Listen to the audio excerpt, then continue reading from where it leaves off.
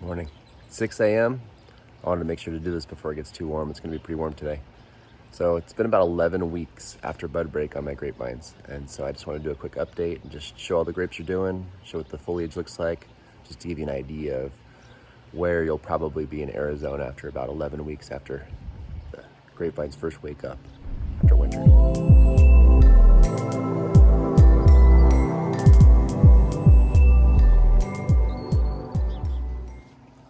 These clusters are just getting massive. See if you can see through this volunteer sunflower that's popping up. Another one right here. Beautiful morning. Anyway, some massive clusters. I mean, these are about as long as my forearm. So I would say they're a couple feet long. Pretty big clusters. There's lots of them. These are only 3-year-old vines. Lots of grapes.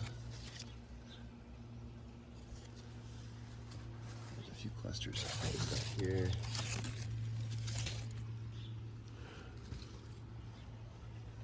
These ones are all red flame on this side. That's a 3-year red flame seedless trunk. It's about 3.5 inches wide, almost 4 inches wide. Might actually be 4 inches wide. So I don't know if that's normal for 3 years. From my experience, that's normal. At least in Arizona, where you get such a long season. I mean, growing season's like 11 months. Lots of grapes in here. I think I counted about 40 clusters a couple weeks ago. And this side's this is the Thompson over here. A little bit longer, you'll notice. A little egg-shaped. See some down here. A lot of people like to thin the foliage, pull some leaves back, but in Arizona it's dry enough. You don't have to worry about too much moisture causing damage to your fruit. So I'm not really that worried about it. Some of these I'll have to cut back. This is my grapefruit tree.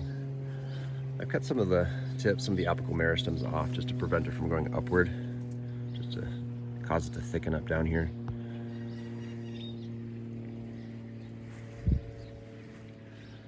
This is a whole bunch of, this is all from one layered vine. So I don't know if I said this in another video, probably did.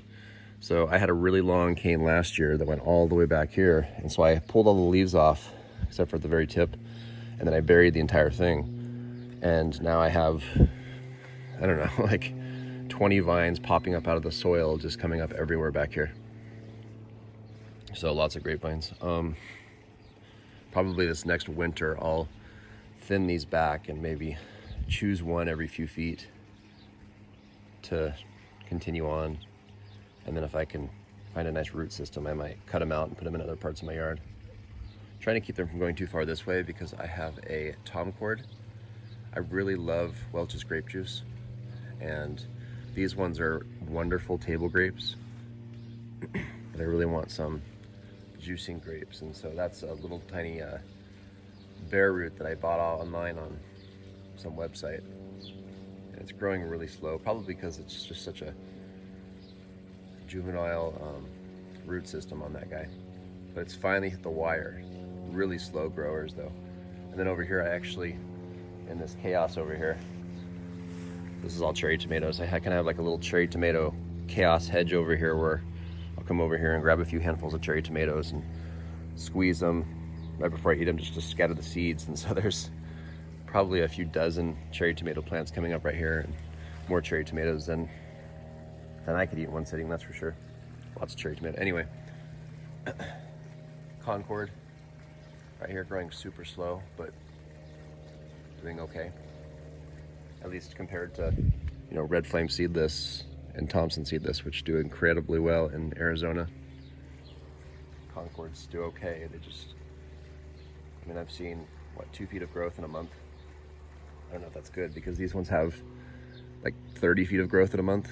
So that's what I'm used to. If any of you have concords in other states, is that normal to only get 2 feet of growth in a month? Let me know. Because as you can see, these ones do a little bit crazier.